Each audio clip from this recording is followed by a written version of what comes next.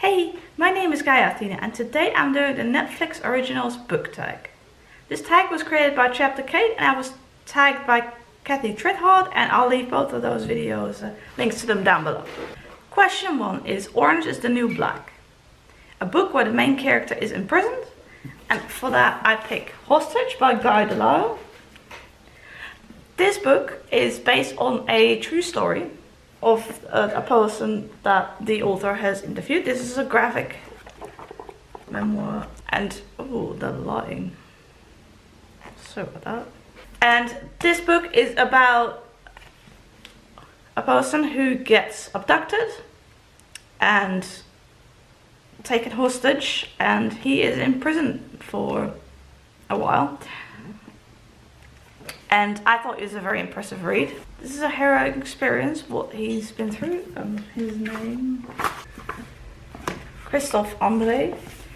Now question 2 is Sense 8, a favorite platonic relationship in a book. And my answer is going to be the same as Kathy's, but I thought of this before she said her answer in the video, so I feel like it sort of counts. And that is Francis and Aled in Radio Silence by Alice Oseman. Because this is just the most perfect answer that I can think of. Yeah, I love this book. Oh, this book is about Francis, who is not quite sure what she wants to do after school, and Aled, and they become friends. As to the podcast, yeah. The third question is House of Cards, a book with political overtones. And for that I pick Wallbreaker by Brandon Sanderson. This book is about two princesses, and one of them has to marry this god king. It is also about a lesser god and about an immortal. I find it a bit hard to describe this book, but there are a lot of politics involved in this.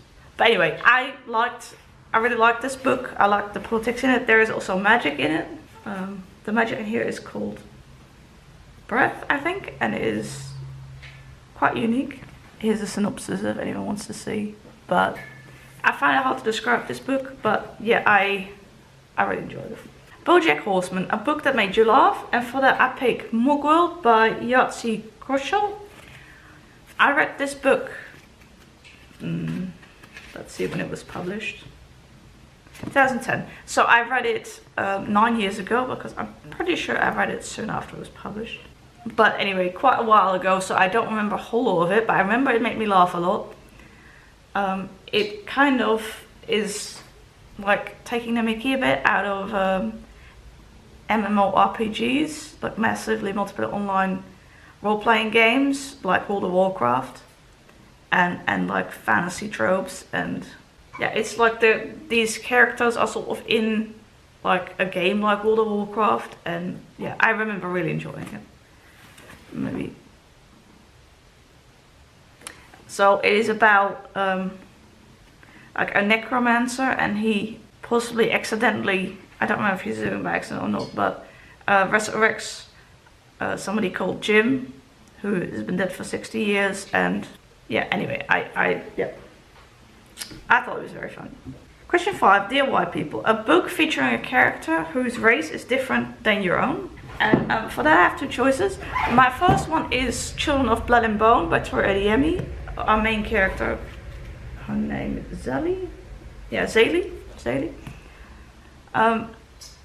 This is a fantasy book that takes place in like a world where some people have magic and others don't, and like they don't want people to do magic, and I am eagerly awaiting the release of the second book in this series, because it left off on a slight sort of cliffhanger, kind of.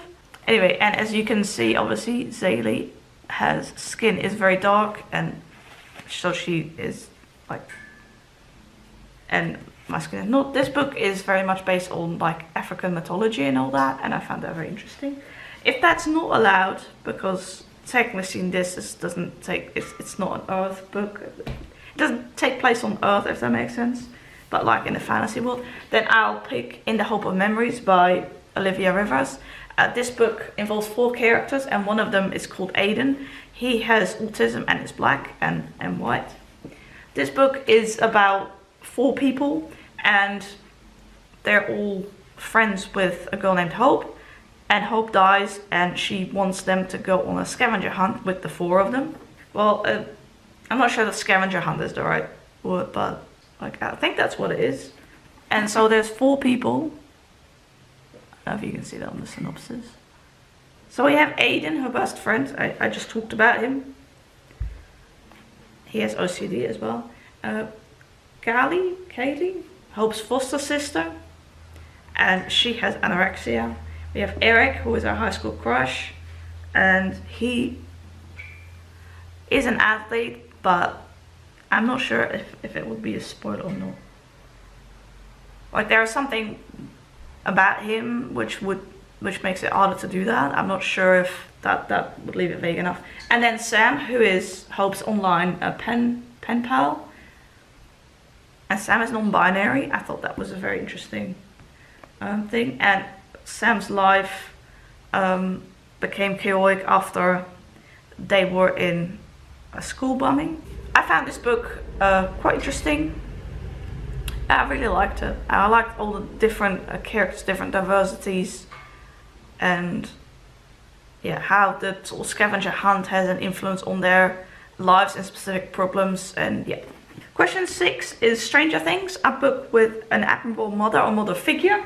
And for that I pick My Best Friend's Girl by Dorothy Comson. I don't know if you've noticed, for this tag I try to mostly pick some older books that I haven't talked much about on my channel yet, or in fact at all. I read this book many years ago. I'm not sure exactly how long ago, but so I don't remember a whole lot about it. But the premise is that Cameron, this woman, and she has a best friend named Adela. Oh, there's the sun again. And they were best friends, but then Adela slept with Cameron's fiance and got pregnant. And then years later, Adela dies, and she leaves a letter to Cameron that she wants her to take care of her child after she dies. Yeah, so I could have picked Molly Weasley, and I have done that before for another tag with a similar question, but I wanted to pick something different. And so for Cameron it is difficult to, but she bonds with the girl, and yeah, I liked it a lot. This is an adult contemporary fiction. Glow, a book that left you feeling empowered, and for that I pick Body Positive Power by Megan Jane Crabb. This book is about the body positive power movement, and it made me realize that there is all this pressure that like many people in society and society itself puts on people and their bodies, but that regardless of how exactly your body looks like, you are always deserving of love and respect, and you always deserve to be loved. And I really like, yeah, I found this book, yeah, it changed my life a bit. The Defenders, a book with more than 2 main characters, and for that I have picked The Eye of the World by Robert Jordan. This is book 1 in the Wheel of Time series. I love this series. It's a long series, it's 14 books, and then there is a prequel, which you don't necessarily need to read, but it is part of it, so you could read it. But it's, yeah, so 15 books series, epic high fantasy, and this series involves many characters. It is definitely not for everyone. And even though I really love this series, I totally get that it's not for everyone. There is quite a lot of descriptions and a lot of detail, and everything is like described. And I tried to reread this series. I read books 1 and 2. I got part way into book 3 but then put it down again. So maybe I'll reread it sometime. But anyway, I have fond memories of it and I really liked it at the time. If you want more information about this, Daniel Greene, I'll try to link him below, has done lots of videos about this series. Question 9, Hemlock Grove, the last horror or thriller book that you read.